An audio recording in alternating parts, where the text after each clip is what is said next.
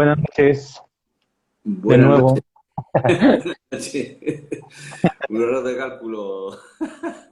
Sí, sí, sí, un pequeño error de cálculo, Nada, no pasa nada. pero De todas maneras, aquí se puede dormir poco porque hace bastante calor, así que ya se puede compartir. Preferible hablar que dar vueltas en la cama.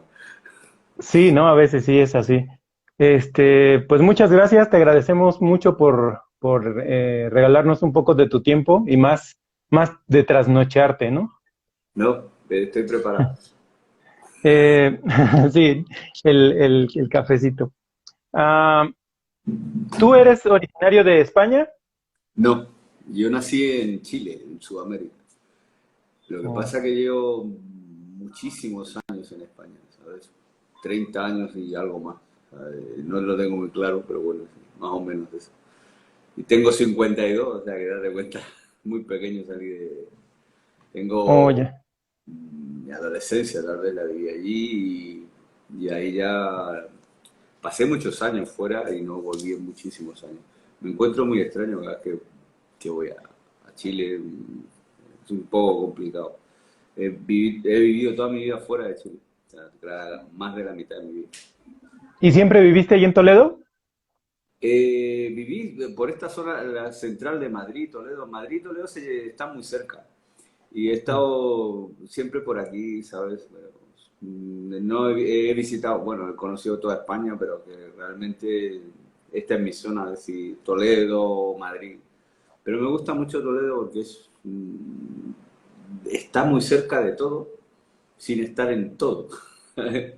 Oh, Entonces ya, sí. me gusta mi espacio, ¿sabes? Me gusta bastante. Y la verdad que vivir en Toledo significa acercarse también, me llamó siempre mucho la atención que esto es una ciudad medieval, fue famosa en el medioevo por la fabricación de espadas, había muchas herrerías y cosas así. Me llamaba la atención.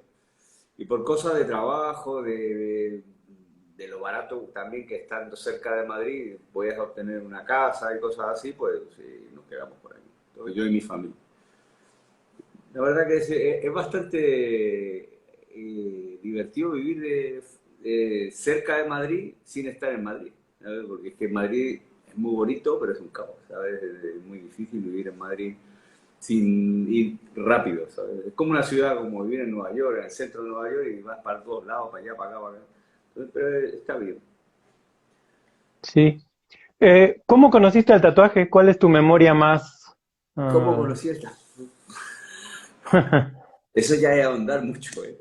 A ver, el tatuaje a mí siempre me gustó, lo veía, no te voy a decir mis abuelos lo tenían, no, era una cosa que me llamaba muchísimo la atención. Yo crecí en una ciudad que se llama Valparaíso, está llena de, es un puerto, está lleno de lo que podrías decirte de los marineros, todo eso, veías, y se hacía una operación que se llamaba UNITAS, que era en colaboración con la Marina Americana.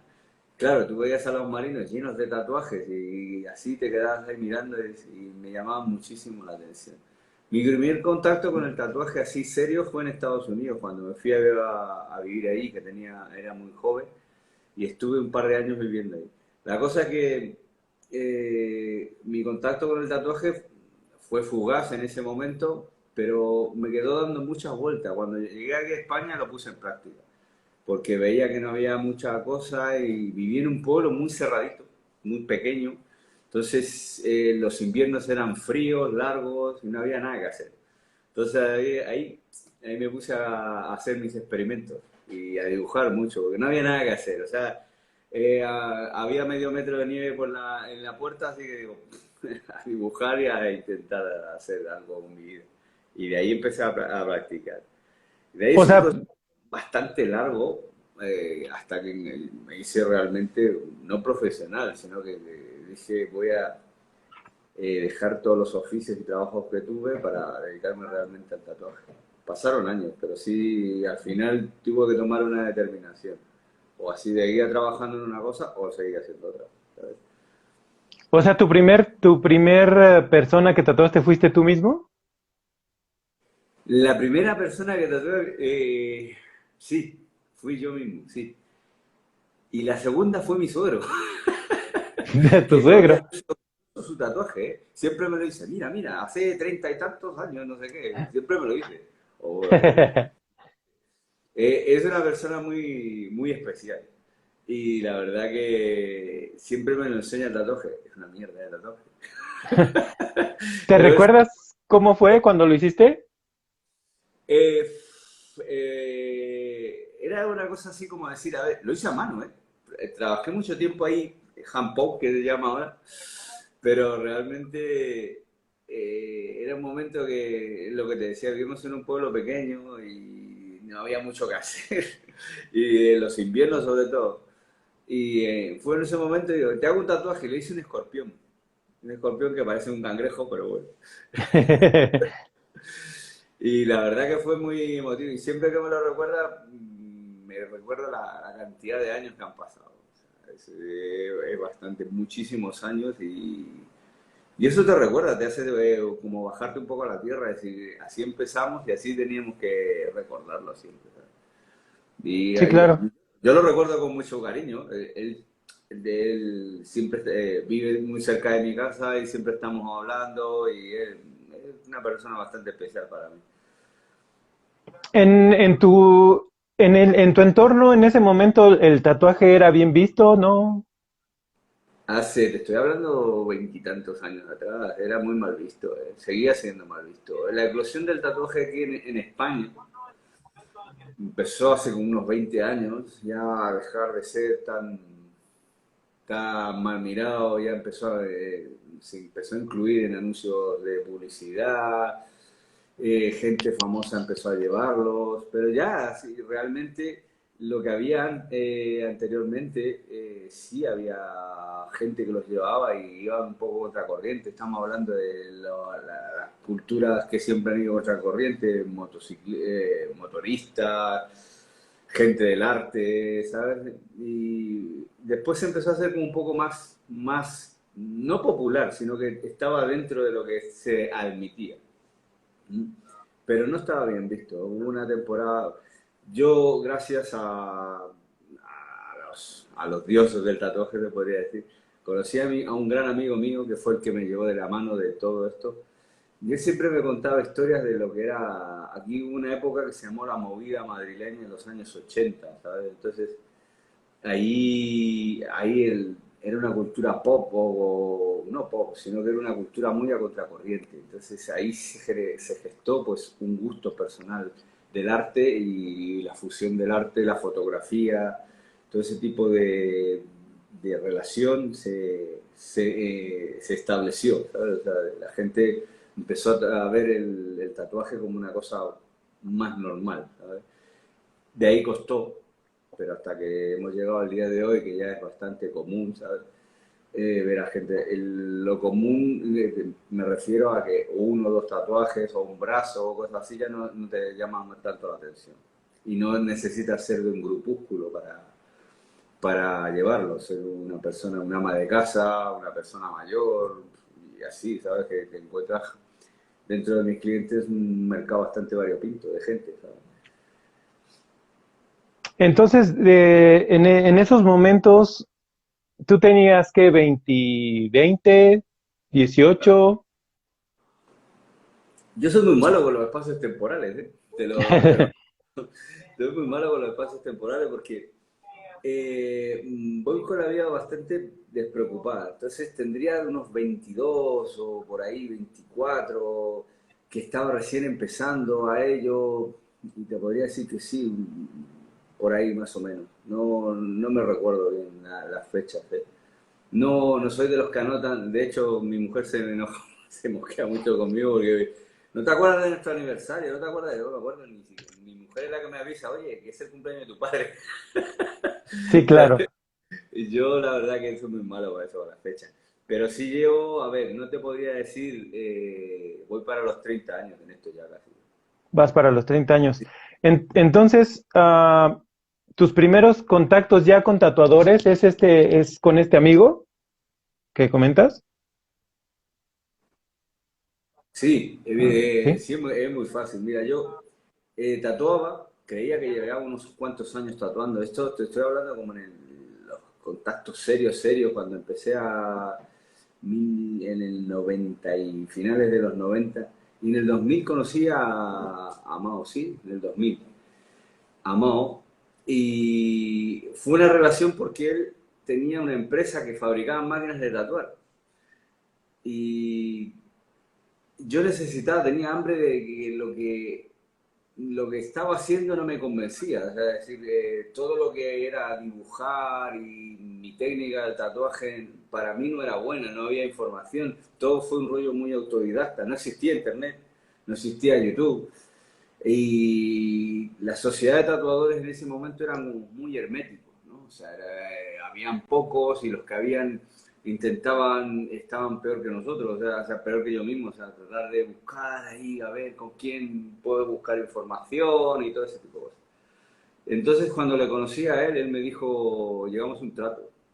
A ver, eh, él me enseñaba a mí lo que él sabía del tatuaje y yo le ayudaba con su empresa de máquinas, porque en ese momento tenía como una hecatombe de cosas, ¿sabes? Entonces, ahí yo empecé a fabricar máquinas con él. Él me enseñó todo lo que sabía. Yo lo que sabía era soldar, ¿sabes? Y sabía algo más de fundición y cosas por el estilo. Entonces ahí empezó esa amistad y ese tándem. En ese momento él fue como mi jefe y después, aún le sigo diciendo jefe, después de muchos años. Y, y ahí empezó ese tándem y la verdad que yo no te podría decir que dejé el tatuaje de lado, sino que fue como que lo aparqué un poco y me dediqué más a fabricar máquinas, porque era algo que me apasionaba. Y realmente la historia es muy sencilla. Tú comprabas una máquina a los fabricantes que había en aquellos tiempos y tardaban un montón en traértela. Y yo ya iba haciendo mis pinitos antes de conocer a Mao. Yo hacía mis bobinas, mis cosas, intentaba hacer una máquina porque era muy difícil encontrar una. Y cuando le planteé lo que hacía, pues fue ese momento que se alinean los astros. Él necesitaba a alguien y yo necesitaba un poco de dirección y ahí nos conocimos y hasta el día de hoy. Seguimos trabajando juntos, pero de maneras independientes. ¿Sabes? Mm, Mao es uno de los primeros de ahí de España, ¿no? Sí, de los primeros, y podría decirte que el primero. Sí, Sí, el primero, porque él empezó su andadura en Suiza. Y cuando llegó aquí había muy poca gente y se estableció igual. Mi historia no es similar a la de él, pero sí relacionada con la Marina Americana, ¿no?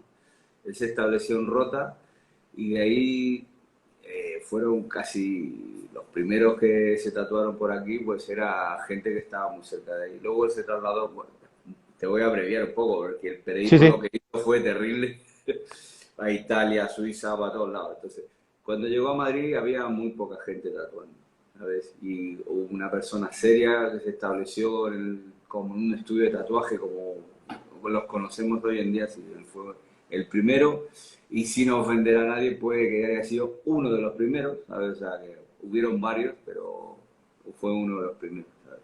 Para no decir si fue el primero o el segundo, no. Fue uno de los primeros, porque gracias a esos primeros estamos todos aquí, ¿sabes?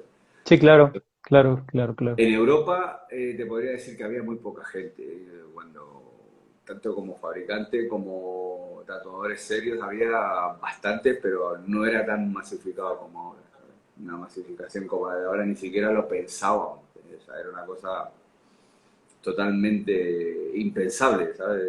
Que nos ha desbordado. Supongo que en México pasará lo mismo, Sí, que ahora mismo está totalmente desbordado todo, ¿sabes? sí, lleno de todo, en todos lados. En aquel Ah, tiempo, yo creo que la eclosión del mundo del tatuaje, tomando un poco empezó con la tecnología, ¿sabes? Con la tecnología cuando el Internet irrumpió en el curso de la vida de todos, ahí es cuando ya empezó a cambiar todo, porque teníamos acceso a la información. Y la información es muy valiosa a niveles del tatuaje. Es lo que yo te decía cuando antes íbamos como todos pollos, como pollos sin cabeza, que no sabíamos dónde ir, porque vamos a ver dónde encuentro información. Uno te decía una cosa y la mitad eran mentiras, ¿sabes? O eran cosas así, leyendas urbanas. Tú haces esto, no sé qué. Bueno, ya no sé cómo sería el tema He hablado con amigos que tengo en México y me dicen, no, yo empecé hirviendo la tinta Pelican y no sé qué, unas barbaridades que hacía, pues la verdad que poco ha pasado con todos los Sí, inventos que hacíamos, ¿sabes? sí, sí, sí, Pero a mí también me tocó hervir la tinta para que se sí, hiciera yo más. viví la época de soldar tus propias agujas, de quemarte los dedos, de desaparecer en la huella digital, ¿sabes? Y chamuscado el dedo, el olor ahí a fluido de soldar. Pero era bastante divertido, a mí me gustaba bastante. Sí, este Eh, tipo de artesanía, ¿no? Era como artesanía, no, era como la belleza de esto, ¿sabes? Era como una especie de preparación, preparabas tus instrumentos, luego llegabas, preparabas tu dibujo y te tenías que dedicar a hacer un transfer a mano ahí hasta que lo intentabas pegar con el speed stick, ¿sabes? Y entonces, Ujú. claro, todo ese tipo de cosas era como muy chamánico, ¿no? O sea, podría decir, no, sin ofender a los chamanes. Sí, sí, sí. Pero me gustaba mucho, me encantaba esa preparación, ese momento que cada instrumento que tenías en tus manos lo habías fabricado tú, ¿sabes? Lo habías Ujú. trasteado tú. Era una cosa como muy, muy, muy viva, ¿no? Era una cosa que te transmitía muchas cosas. Y ojalá hubiésemos hecho Ahora hay grandísimos artistas y hay una cantidad O sea, tú ves unos tatuajes increíbles. Pero nuestra limitación era tal vez la información. No veíamos que éramos capaces de hacer más, ¿no? Había ciertos iluminados de eso que decías, a ver cómo hace este tipo esto, y tardabas de acercarte a las convenciones a ver cómo hacía eso. Y empezamos a ver, y la andadura del tatuaje nos ha llevado a cosas increíbles, ¿sabes? Que no se podrían haber pensado hace 20, 25, 30 años. Es decir, desborda nuestra imaginación personal y realmente a mí me sorprende mucho. Todavía sigo, gracias hasta las redes sociales por las que estamos ahora mismo, te das cuenta de que es increíble, o sea, hay una calidad artística brutal. Y gracias también a la información, ¿sabes? La información es la que nos ha llevado a todo esto, pero Sí, también hay sí. que saber dirigirla bien, ¿no? O sea, es una cosa es como un arma de doble filo, pienso yo, ¿no? Sí, ahora el problema es la sobreinformación, ¿no? Ahora ya tienes tanta que ya no sabes cuál es la buena. Sí, la verdad que... Y también pasaba antes, ¿sabes? Porque lo que te acabo de decir, mucha gente te da información que era errónea, ¿sabes? Te trataba de llevar hacia otro lado para que no entraras al círculo de tatuadores de aquellos años, ¿sabes? Pero si eras perseverante, se te abrían las puertas, se te abrían las puertas. Yo te digo, mira, cuando viajaba con Mao, yo me di cuenta de lo importante que era las convenciones como punto de reunión y como punto de información. Es muy vital viajar. Ahora con esto que nos ha sucedido, estamos alejados de los viajes y todo ese tipo de cosas. Y la verdad que a mí me cuesta, me ha costado acostumbrarme a estar en casa, a estar en mi estudio. Y había perdido mucho contacto con mucha gente. Lo he ido retomando con clientes que tenía, ¿sabes? Que me tienen mucha paciencia, que alguno me está oyendo. Porque siempre, oye, te tengo que cambiar la cita porque me tengo que ir a Ámsterdam, corriendo, ¿sabes? Entonces, el tema está en que con todo esto, ¿qué te quiero decir? El viajar es uno de los pilares del mundo del tatuaje.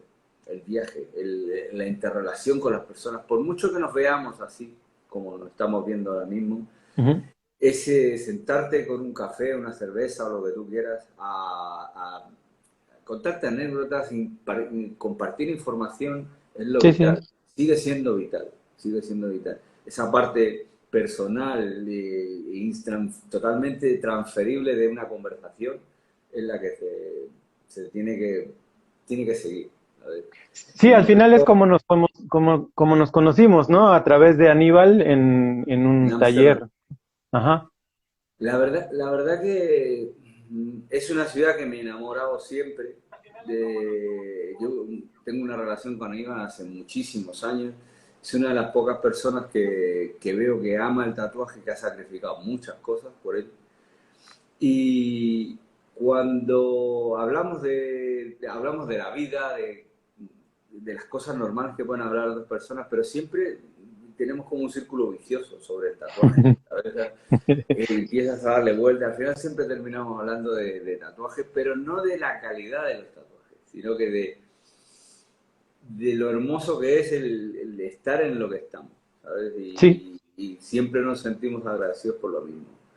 Yo sé, él realmente, la parte si tú te recuerdas, su equipo es muy joven. Y él Ujú. siempre está como intentando dirigir gente y eso es increíble para mí. Mi equipo también es bastante joven, intento tener gente joven a mi alrededor porque soy un poco vampiro, ¿sabes? Gente, ¿sabes? Y me gusta mucho trabajar con gente joven porque tienen, no sé, esa riqueza de, no de la ignorancia, sino que de querer aprender. Y eso es lo Sí. importante. Nunca, yo comentaba con un amigo, conocí a través de internet también, sobre lo importante de nunca olvidar que estás siempre aprendiendo. Yo todos los días aprendo cosas, todos los días, y no dejo de aprender y no dejo de sorprenderme. Y cuando pierda esa capacidad, tal vez debería colgar las botas, como se dice, porque es que llega un punto que no es el meollo del asunto, es decir, yo ya lo sé todo. No, nunca se va a saber de todo, ¿sabes? Yo hago muchas cosas, me gustan mucho los oficios manuales de todo tipo, ¿sabes? Y sé de muchas cosas que me han sabido orientar dentro del mundo del tatuaje, el dibujo, el arte, la plástica, e intentas rodearte de mucha gente, ¿eh? O sea, eso es importantísimo. A ver, como la gente que le gustan las motocicletas, pues se rodea de gente con motocicletas, nada más. Pero es que realmente hay muchas cosas, tanto como en la fabricación de una motocicleta como de una máquina, o de un cuchillo, o de muchos elementos. Todo lo que utilices las manos son cosas que transmiten muchas cosas espirituales. No soy muy religioso ni nada, no te preocupes. Lo que pasa es que este tipo de cosas espirituales se transmiten así, ¿sabes? Que Sí, sí. hacerlas, y estar con eso y rodearse de gente. Y rodearse de gente que intente aprender es lo mejor, ¿sabes? O sea, porque esa vitalidad que tienes también te alimenta a ti, te mantiene vivo, en la esperanza de que esto no se vaya a la mierda. O sea, el tema el tema del mundo del tatuaje. Porque soy sincero, hay veces que digo, me voy a dedicar a plantar patatas, ¿sabes? Porque muchas veces que digo, oh, tengo poco pelo que tirar, pero vamos, que dices, pues, esto es increíble, ¿sabes? No podemos ahora mismo llegar a un punto en que no quiero llegar a ese punto de decir odio esto, ¿sabes? No sé, me retiro un poco, entro, salgo. Pero esa gente joven, eh, que veo por ahí algunos de los que son muy gente que quiere aprender, que te pide un consejo y lo acepta, y la crítica constructiva es totalmente, hay gente que está muy abierta a aprender, otros no, son los menos mal, pero igual hay mucha gente que envenena esto por la incapacidad de abrir su mente, ¿sabes? No solamente al tatuaje, sino que en la vida personal, ¿eh? O sea, el tatuaje no es solamente que yo tatúo bien, también tienes que demostrar muchas cosas, ¿sabes? A niveles Sí, personales. claro. ¿Sabes? Y los valores personales son muy importantes, por lo menos para mí. A ver, yo no me considero viejo en el mundo del tatuaje ni viejo personalmente, pero sí tengo mis años y hay cosas que deberíamos valorar de otra manera.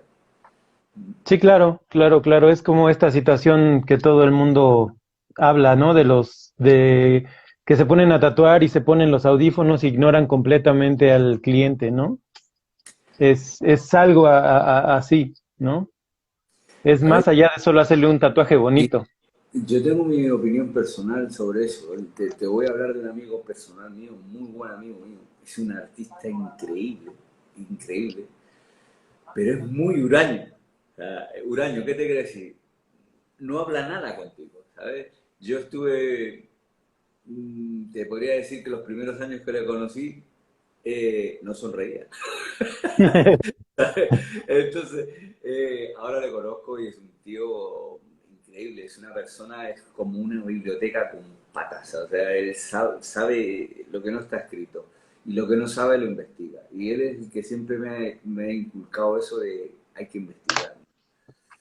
Y él me decía que él no habla con la gente porque realmente hay veces que las conversaciones que tú tienes con tus clientes suelen ser banales. ¿Por qué? Porque tú tienes que hablar, hay unas conversaciones que te enriquecen, que te alucinas. O sea, yo he hablado con médicos, con abogados, con policías, con un montón de gente, ¿sabes? Y distintos oficios, fontaneros, electricistas. Todos te van dejando algo. Entonces el tema está en que cómo lo valores tú. Hay gente que son banales tus conversaciones, simples, ¿sabes? Pero les tienes que transmitir la confianza que tiene la gente que está depositando en ti con una conversación, ¿sabes? Si no te apetece hablar, pues no vas a hablar. Pero en cuanto tú haces esto, ya la persona, tu interlocutor, da por entendido que tú no quieres hablar.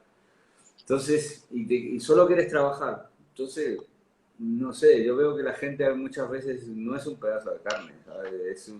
Es tu cliente el que te ha ofrecido una parte de su cuerpo, a Ujú. que tú le trabajes sobre ella. No te voy a decir que yo le diría a alguien, oye, respeta a tu cliente, ¿no? Hay gente que realmente tampoco les... Hay veces que tienes conversaciones con clientes y dices, bueno, me voy a mi casa y hasta luego, ¿sabes? Pero yo creo que interrelacionarte con tu cliente es importante. Importante porque también te va a enriquecer, ¿sabes? O sea, para mí. Y lo que te contaba de mi amigo, pues él ha ido cambiando su manera de trabajar y sí, ya habla más. Un poco más, ¿sabes? Terminó hablando un poco más. Claro, pero es que realmente lo que provoca todo esto es, a ver, cuando estás empezando a tatuar, tienes meses de tatuaje, es que no, es como muy difícil, ¿sabes? Es como cuando aprendiste a conducir, no encendías ni la radio para escuchar todo, ¿sabes? Estar todo pendiente. Y a mí me pasaba, trataba de hablar lo menos posible porque no quería distraerme de lo que estaba haciendo. Pero el hecho de que tú te pongas unos cascos, unos audífonos, un headphone, como para que nos entendamos, eh, eh, eh, sí, pero externamente tú identificas que no quieres hablar con alguien. Pero también existe la habilidad de no escuchar teniendo los oídos abiertos. Sí, claro. Sí, sí, Eso se sí. lo digo a uno que está escribiendo un comentario y dice, a veces es mejor olvidar. Sí, a veces es mejor olvidar lo que te cuentan porque no tiene ni pie ni cabeza. Pero Sí, igual sí. hay que ser un poquito, ¿sabes? Políticamente correcto se dice utilizar la mano izquierda hasta cierto punto. Muchas veces hay que poner un stop a las cosas de que te están contando que a ti no te va ni te viene. Porque Sí, yo hay muchas veces que me tengo que poner un alzacuellos y poner ahí que no soy cura, ¿sabes? Eh, sí, sí, entonces, sí. hay veces que tienes que decir, espera, que tengo que intentar evadirme de algunas cosas. Pero yo lo llevo bastante bien eso, ¿eh? Además que yo soy de eso de ponerme cosas en la oreja, ahora como llevamos esto de usar mascarillas, tengo unas heridas en la oreja. Se me va Terrible, a ¿no? caer esta, yo creo. Sí. Antes de que llegaras con Mao, ya fabricabas máquinas. Hacía ¿De una cosa. dónde, de dónde te nació o dónde viste o por qué? ¿De dónde vi? Eh, Rebobinando un poco, te digo que fue un tema de la necesidad, la primera. Y la segunda, necesidad porque era difícil conseguir una máquina. Tú date cuenta que en aquellos años era el sueldo de un tipo, ¿sabes? Por decirte, porque lo intentamos, si ganabas $1000, o sea, a ese aspecto. Te costaba $800 una máquina. O sea, te gastabas tu sueldo en la máquina. Entonces, ante la difícil manera de conseguir una máquina, yo empecé a hacer mis máquinas. Con el dolor de mi corazón desmonté una Mickey Sharp. Años después conocí a Mickey Sharp, le contaba la historia y se reía. Se rió mucho, le hizo mucha gracia de que yo con el dolor de mi corazón, el tipo, vamos, claro, era la única máquina que tenía que había comprado de un tipo profesional, de un fabricante. Y la desarmé, volví a armarla y no funcionaba. Cuando dejé de la máquina de lado y decía, ¿qué ha pasado aquí? Y descubrí que ahí necesitaba saber más de las máquinas. Y empecé a investigar cosas, es lo que mejor pude. Llegaron algunos libros a mis manos, todos en inglés, muy antiguos, ¿sabes? Soy muy malo para los nombres. Por ahí, los tengo en la tienda, no, ahora estoy en mi casa, si no te los enseñas. Son unos libros muy viejos. Y empecé a investigar cosas. Al final la hice andar, entendí muchas cosas, muchas cosas me las enseñaron mucha gente que aprecio mucho. Juan Puente fue uno de ellos. Cuando le conocí, hace muchísimos años también, nunca me negó un comentario, nunca me negó no te quiero contar esto. Siempre una persona muy abierta. Lo considero que hoy en día sigue siendo uno de los pilares de lo que es la construcción de las máquinas. Juan Puente, Dreamberger, toda esta parte de la parte del continente americano, ¿sabes? De los que conocemos todos a nivel mundial. Entonces, esos pilares son los que te mantienen en contacto con lo que era la fabricación de máquinas en aquel tiempo. Hay más, lo siento, tengo un mal en la cabeza muchas veces, pero hay un montón de gente que me ayudó en aquellos años.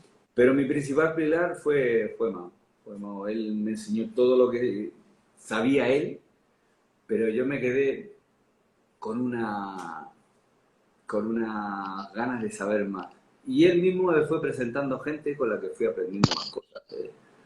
Y era increíble como te iban compartiendo todo de la mano de él, pues obviamente todo el mundo compartía sus cosas conmigo, porque yo ya no dejaba de ser un extraño, ¿entiendes?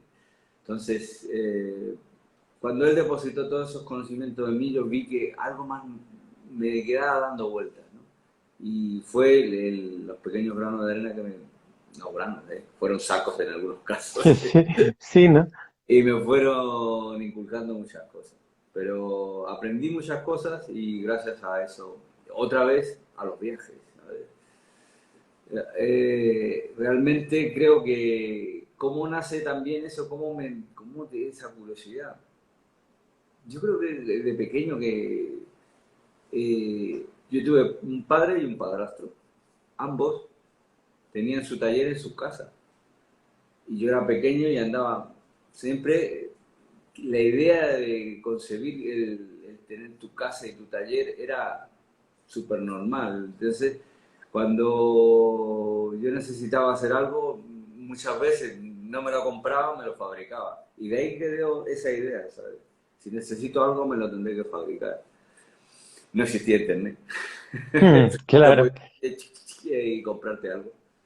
Y de ahí yo creo que nace eso. Entonces, estas dos personas también inculcaron esa parte de mí, ¿sabes? De fabricar, trabajar, utilizar herramientas. Todo eso es importante. Importante a niveles de decir, vamos ahora mismo a fabricarte algo, lo que sea. Mi hijo hace lo mismo hoy en día, con un poco más de tecnología, ¿sabes? Pero hace lo mismo. Le gusta fabricar cosas. Y eso yo creo que es una especie de legado que puedes dejar.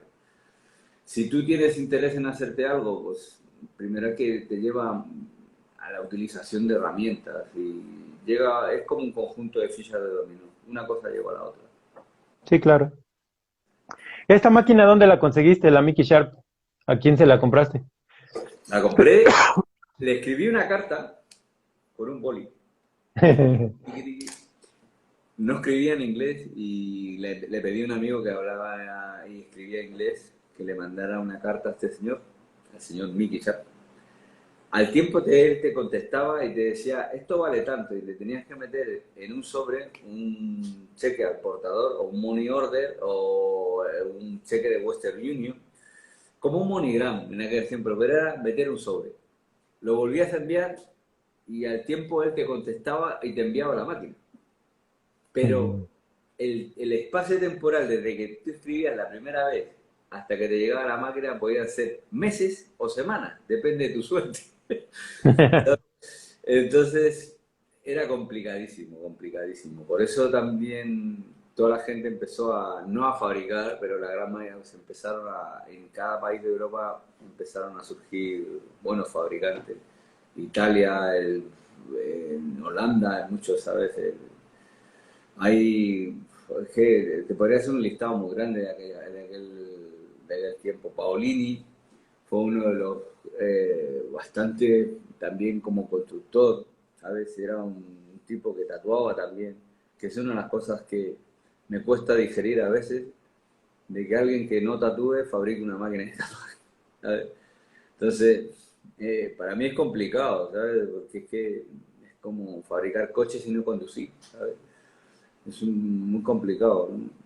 Yo en aquella época todo el que fabricaba una máquina sabía tatuar, porque te entregaba todos los conocimientos que tenía, aparte de lo que era la estructura de la máquina, te podía decir a simple vista, esta vale para esto, te sirve para esto, te sirve para lo otro, ¿sabes? Entonces, esa es la diferencia que hay ahora mismo. Ahora tú ves y, a ver, el mercado asiático te dice, máquina de tatuar por $12 o menos. Pero el hombre hoy hace una máquina de tatuar y mañana te hace rollos de papel higiénico. Entonces, no lo entiendo, ¿sabes? Ahora el mercado, como se masificó, pues toda la gente estamos acostumbrados a que damos un golpe de ratón y encontramos el gran chollo, la gran oportunidad de la compra. Me voy a comprar 4 o 5 máquinas por $10. Entonces, tanto así como una máquina magnética como una rotativa. ¿Sabes? O sea, que da igual. Ahora, es que ya no es el tema de que si es una máquina u otra. O sea, indistintamente, cualquiera de las dos. Y llegas a un momento que dices, bueno, a ver, vamos a ver. Como alguien que está haciendo hoy una cosa y mañana otra, o vasos, tonterías, y luego, hoy voy a hacer máquinas. Y luego la gente las compra. La gente las compra por la sencilla razón de que son muy baratas. Yo he desmontado máquinas chinas y me he sorprendido con lo que he encontrado, ¿sabes? Con las geometrías son calcadas, o sea, la geometría te la pueden calcar, pero los materiales es muy complicado. Y mira que lo imitan todo, ¿eh? Pero realmente es complicado. Yo hace muchísimos años, además seguíamos trabajando con Mao, nos hicieron una oferta, no me recuerdo, pero pueden ser hace 20 años, que nos fuésemos a China a enseñarle unos tipos a ver máquinas. Era mucha pasta, ¿eh? Y nos miramos y dijimos que no. A lo mejor esta historia a algunos no les va ni les viene, pero realmente fuimos fieles a nuestras ideas y pensamos que no era lo correcto, porque íbamos a tirarnos piedras sobre nuestro tejado, ¿sabes? Entonces dijimos que no. Era dinero, ¿eh? Era dinero en aquel tiempo y costaba decir que no, pero nos miramos y dijimos, yo creo que no es correcto. Y no lo hicimos, ¿eh? No lo hicimos. Pero al cabo del tiempo, otras personas sí lo hicieron. No me interesa decirte quién fue, quién no, pero es que yo me quedo tranquilo de que yo no tengo no tuve injerencia en ese momento, ¿sabes? Y igualmente cuando mucha gente te pregunta, antes de que me lo preguntas te contesto. ¿Qué pienso yo de la gente que está enseñando a tatuar a otros? En escuelas, en cosas así. Es que ahí es como sentimientos encontrados, ¿no? Tú te dices, a ver, si va a venir un desgraciado y le va a enseñar a otro a hacer nada más que mierda, es preferible que venga otra persona que realmente valore lo que te va a enseñar y te lo enseñe. La idea son las formas. No puedes tener a 15 en un aula, todos ahí practicando en un pomelo, en una naranja o en una piel sintética, ahí diciendo, tiene 60 minutos para hacer esto. No creo que sea correcto, ¿no? Pero sí una enseñanza particular, como la que aprendí yo, que era la relación entre maestro y aprendiz, ¿eh? Y yo sigo volviéndote a decir que yo aún le digo a Mamo jefe por respeto. Hay mucha gente que se ríe cuando le digo jefe. Pero le podría decir maestro, tanto como él, como a amigos míos italianos, a Franco Cecconi, toda esta gente me ha enseñado muchas cosas. Eh, Gente que ahora mismo tú la ves. Yo cuando conocí a un amigo mío personal, que hoy le veo perteneciendo a familias de tatuaje japonés, me siento muy orgulloso de ellos, porque yo los conocí con esa misma intención de aprender. Entonces, ellos, y ves a personas maduras, ya te digo, de más de 40 años, acercarse a otra persona con mucho respeto y llamarle maestro. Entonces, esas cosas son las que se han perdido a la hora de aprender de otra persona. Yo preferiría muchas veces que alguien con honradez te enseñase a tatuar, aunque ya seamos muchos, a que otra persona que no tiene ni la mínima idea le enseñe a otro, porque al final no vamos a lograr nada, ¿sabes? Porque al final se va degradando todo y al final la información en vez de ser rica es mediocre. Sí, claro. Es un problema muy grande, ¿no? Con las escuelas. Sí, sí, yo hay muchas veces que tengo algún conocido que tiene ahí algunos amigos que están intentando redirigir este tipo no de comercio, sino que de aprendizaje y es muy complicado. O sea, te topas con el hermetismo del mundo del tatuaje que no queremos eso. Pero si se retomara de otra manera, no sabría cuál, ¿eh? Yo no tengo la idea clara de decir, esta es la... Pero tal vez en una enseñanza más personalizada, tal vez sí, ¿sabes? Pero sí hay que aprender de otra persona. O sea, esto no es magia, ni el que te Ujú. diga que ha sido... Yo te digo que cuando empecé, yo ya llevaba unos cuantos años tatuando cuando conocí a Mamo. Y me di cuenta de que esos 4, 5, 6 años que llevaba tatuando, o más, no sabía nada. Fue como llegar y decir, coño, ¿y esto cómo se hace? Sí. Llevaba años haciéndolo mal. Entonces, eso de rollo autodidacta y que yo soy un genio y que voy a hacer las cosas eh, de así, por obra y magia del Espíritu Santo, no. Eso necesitas una dirección como entre todos. Tú no puedes operar un tipo del corazón si no has visto que alguien te lo enseñe, ¿sabes? Claro. Has estudiado una X cantidad de años. Yo, como te digo, yo sigo aprendiendo cosas hasta de, inclusive, yo siempre haces un seminario y aprendes cosas de la gente que está ahí para aprender. Claro. Entonces, y yo esas cosas me las voy guardando y me siento mucho más, voy acumulando cosas, ¿sabes? Va a llegar un momento que te siga sorprendiendo la gente, sí, te sigue sorprendiendo, pero nunca va a llegar el momento que digas, ah, yo ya lo sé todo. O sea, es lo mismo que hablamos. Y el tema ese del aprendizaje yo creo que es muy importante que alguien te lo enseñe. ¿Mm?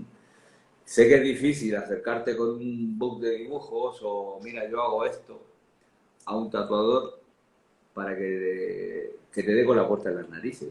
Pero si eres constante y realmente te gusta esto, es lo que tienes que hacer. A ver, yo constantemente recibo correos o hay gente que me va a ver directamente a la tienda y me dice, mira, esto es lo que hago. Y a veces, muchas veces he tenido que decir, mira, esto es muy sencillo. Tú no tienes dedos para el piano. Así de sencillo. Sí, que es duro, pero que muchas veces, y yo le he contado a gente, mi historia y mi relación con Mao empezó hace muchísimos años, porque yo me fui a tatuar con él y me echó de su tienda, ¿eh? Me echó de su tienda, no con palabras, sino que me dijo, yo que quiero tatuarme, que vivo muy lejos, a ver si me puedes tatuar hoy. Y se empezó a reír y me dijo, hoy tengo cita para 6 meses. Entonces, me fui y tomé una determinación de que yo quería tatuar. Y después, los años después, se la cuento y me dice, y se encoge de hombro y dice, joder, pues me habrás pillado en un mal día, ¿eh? Sí, La claro. verdad, la verdad que si te dan con la puerta en las narices, si te gusta lo que el mundo del tatuaje te gusta, te apasiona y todo eso, no es una cosa que te vaya a A detener. detener. Ujú. Sí, No, claro. sí. Puede ser hasta que te impulse, ¿no? A mí me impulsó, por eso te digo que a mí me impulsó. Y de hecho, iba con mi chica me dijo, dedícate a esto, lo intentaré. Todavía me lo recuerda a veces. Claro. Bueno, eh, realmente yo creo que el saber, aquí hay alguien que dice, mira, la humildad abre las puertas. Importante, sí, es importante ser humilde, pero también saber lo que tienes entre manos. ¿Sabes? La humildad no peca de la grandeza de las cosas, porque yo he visto gente que dibuja de una manera increíble y viene con tal miedo a enseñarte lo que esa parte de que te dice, mira lo que hago, eh, y te lo enseña como diciendo, a ver lo que me vas a decir. Eso no es humildad, eso es realmente tener un concepto de ti mismo, ¿sabes? Tienes el miedo al que te van a decir. La humildad radica en que si tú has aprendido algo, tienes que saber cómo proyectarlo también. ¿Sabes? Porque no es llegar, yo me voy a subir en un pedestal y voy a mirar al horizonte sin mirar a nadie. Eso es un gran problema que tenemos, no solo en este oficio, sino que en muchos oficios. ¿Sabes? Entonces, esa es la humildad que yo caracterizaría ahora mismo. Pero cuando tú golpeas una puerta y enseñas lo que sabes hacer, pero estás seguro de lo que estás haciendo, realmente la humildad va en ti como persona, no en lo que estás haciendo. Tienes que estar seguro de lo que estás haciendo también. Pero entramos en lo que yo te decía antes, en el tema de gente que le he tenido que decir, oye, a ver, tú me estás pidiendo que quieres entrar a trabajar aquí o quieres que te enseñemos y realmente lo que me estás enseñando no es eso. A mí ha llegado gente así, bueno, te voy a dar una oportunidad. Hoy es lunes, el viernes me tienes que traer por lo menos 20 dibujos para ver lo que haces. Ha llegado el viernes, el siguiente lunes, el martes, el miércoles y a la otra semana me ha traído un folio por delante y un folio por detrás, con unas mierdas que no las entendía nadie. ¿Esa es tu dedicación? ¿Esa es tu dedicación? Entonces, eso habla de ti. Entonces, ahí no estamos aplicando la humildad. Y otra gente que le he dicho, a ver, ¿qué sabes hacer? Y me ha traído un alto así de folios, esto es lo que voy dibujando. Y te quedas así. Y yo qué le digo a este hombre si dibuja mejor que yo. Sí, claro. Entonces, ahí le tienes que empezar a contar la película. Y hay algunos que lo aceptan y que quieren seguir el camino. ¿Sabes? Es largo, es complicado. ¿Sabes? No es una cosa que digas, oye, voy a aprender mañana, ya estoy viajando, me veo en Miami, me veo en Nueva York, me veo aquí en Ámsterdam, me veo, yo qué sé, no.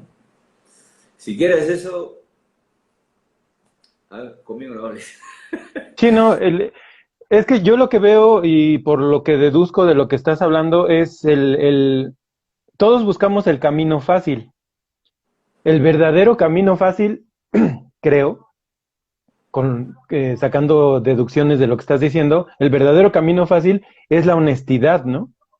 Ser honesto contigo, poner los pies en la tierra, saber tus capacidades y ponerte a la orden de alguien que pueda ayudarte a desarrollarlas.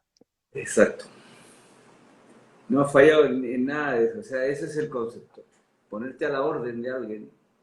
Y es que no estamos hablando de un horario, ¿sabes? Porque llegas y te dicen, oye, tienes que hacer tantos dibujos, vale, los vas a hacer, pero te va a quitar tu tiempo para otras cosas. O sea, esto es como, de hecho hay mucha gente que te dice, no, que yo quiero ser, ¿tú sabes la isla que te estás metiendo? Oye, comes, cagas y respiras tatuaje todo el día. Estás todo el día pensando en lo que tienes que hacer, y en lo que vas a hacer mañana, pasado. Y ves un anuncio en la televisión y dices, coño, mira qué bonita imagen, y te pones a dibujar.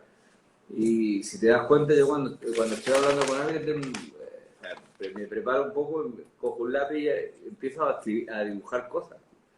¿Por qué? Porque ya es una costumbre estar así dibujando cosas. ¿Eh? El problema está en cuando inicias esta andadura y no te dirige nadie que te dice que esto es lo importante. ¿Sabes? no una pantallita, ¿sabes? Lo Ujú. importante es saber dibujar, porque una de las cosas que aprendí yo, y siempre me decía Mao, me decía, lo que dibujas lo puedes tatuar, Claro, no hay otra manera. claro, claro, La claro. memoria muscular, el ojo, la cantidad de información que recibes en la cabeza, te da eh, esa habilidad para decir, coger y rellenar un brazo entero en freehand con un tu Sharpie o lo que tú quieras, con un boli, esto se le llama boli por ahí.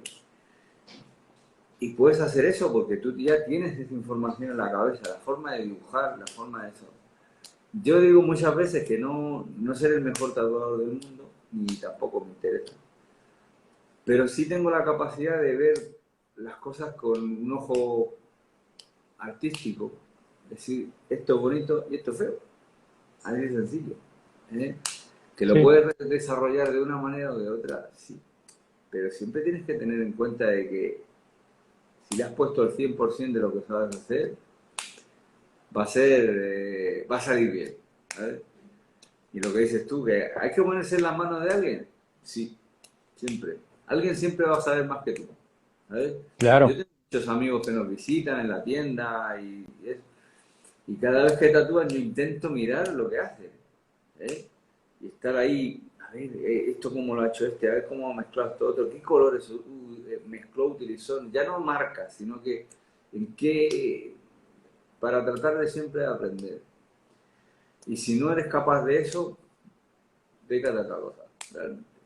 Sí, estás perdido, ¿no? No tienes qué hacer aquí, ¿no? Bueno, puedes Porque hacer dinero quizá, para hacer pero, dinero, dedícate a taxista o lo que quieras, o que vas a ganar dinero, pero es que esto es, a ver, es complicado porque no es, aparte, bueno, si podemos, entramos en el baremo de la salud, no es lo mismo que dedicarte a otras cosas. Esto vas a interrelacionarte con una persona, ahora con lo que está pasando, esto de estas pandemias y eso, como que, ay, pasa esto. Toda la gente que nos esté viendo como tatuadores, sabemos muy de sobra cómo trabajar dentro de esto. Si toda la vida hemos vivido el SIDA, las hepatitis, contagios de distintas cosas, y ahí estamos, porque sabemos trabajar lo que es la contaminación cruzada, que esto es el único escudo que tenemos nosotros. Entonces, esas cosas, volvemos a las enseñanzas. Todas esas cosas que te enseñan a evitar las contaminaciones cruzadas, yo creo que el 90% de los tatuadores lo llevan muy bien y que ahora mismo, dentro de un estudio de tatuaje, la única cosa que ha cambiado es ponerse una mascarilla, porque el resto lo hacíamos y lo hacemos siempre. O sea, eso sí, andar claro. fumigando ahí como que hubiesen mosquitos, pues sí, si lo quieres hacer, sí. Pero la limpieza y el orden y tener siempre vigiladas las contaminaciones cruzadas, seguimos haciéndolo igual. Entonces no vamos a tener ese problema, pero eso lo tienes que aprender. ¿Sabes? Yo he Sí. escuchado que hay historia que me cuenta la gente de, me he ido a tatuar en la casa de fulano. Y te quedas así, se te empiezan a sangrar los ojos y los oídos de lo que te están diciendo, ¿sabes? Entonces, claro, si estamos hablando de que dentro de los oficios, este oficio implica la salud de las personas, hay que tomárselo en serio. ¿Mm? Hay que tomárselo muy en serio. Claro. Es que no es llegar y, ahora que lo voy a hacerte, te voy a cortar el pelo. Joder, ha quedado la cagada. Rápate la cabeza que te va a salir el pelo. Sí, sí. Entonces, Volvemos a la honestidad, ¿no? exactamente, hay que ser bastante honesto. Y, y te descorazona, ¿eh? Los primeros años, como yo te dije, llegué ahí y dije, wow, yo sé tatuar. Dije, yo no tengo ni puta idea. Y fui como franco conmigo mismo y dije, pues yo tengo que aprender. ¿Perdí años? Sí, perdí años. ¿Que podía haber aprovechado en otra? Pero bueno, es eso. Es parte del show business que tiene esto, Del ¿sabes? show. Pero que te enriquece, sí. Sí, lo que hablábamos antes, esos golpes que te da la de realidad. Oye, que tú no vales para esto. ¿Cómo que no valgo? Pues voy a darle hasta que valga para esto. Y Claro. bueno, muchos chicos que cuando empezaron dibujaban como el culo, ¿eh? O sea, tú decías, sí, sí, sí, tú los mirás y dices, joder, ¿viste cómo va a tatuar? Ahora los ves hoy en día y son muy buenos tatuadores, pero por su perseverancia, ¿eh? Y gente que yo tengo ahí algún conocido, no voy a decir quién, pero que ha perdido hasta la pareja y sus relaciones humanas con la gente porque estaba ahí, total, ahí 24/7 enciscado, metido en el dibujo, que el dibujo es el que te lleva a esto. Y vamos, desbordado, no, lo siguiente, es decir, tío, que llevas aquí 48 horas dibujando. No, no, pero que quiero seguir o pintando o cualquier actividad. Y realmente una mujer si conoce a un tatuador, y a todos nos pasa lo mismo. Pero una compañera que aguante un tatuador es complicado. Sí, no, Porque cuando la tienes es una bendición. a la tierra le tienes que poner ahí una velita y un altar, porque vamos. Sí, sí, sí. Siempre es complicado. Las relaciones humanas con una persona que está, su vida gira en torno al arte. Mi padre toda la vida ha pintado. Restaura iglesias, pinta un coche, pinta una casa, pinta cuadros, pinta eso. Toda la vida ha pintado. Y siempre he pensado que las relaciones con una persona que es visceral y totalmente dedicada al arte son complicadas. Son complicadas. Lo bueno es hacer una separación. Yo no he podido llegar a esa separación todavía, es decir, en qué momento empieza mi vida familiar y mi trabajo. Entonces, ¿qué Sí, hago? Lo mezclaba todo y al final, bueno, menos mal que no me salió tan mal, ¿verdad? Pero es complicado, sí, complicado. pero tener una buena pareja ayuda bastante. Sí, Es, ayuda bastante, ayuda de hecho, bastante. es muy apreciable. Nos queda un minuto. Ah, Eh, lo corto y te vuelvo a conectar. sí, me tomo otro café. Sí, y Sí, vale. y hacemos una conclusión si quieres. Sí, y te dejo hablar. No, no, no, no, está perfecto, está perfecto. Ellos ya me conocen. Pues mejor que te conozcan a ti. No te preocupes. Vale. Venga, Vale, cortamos un ratito, nos tomamos un sí, cafecito. Venga, vale. ahora.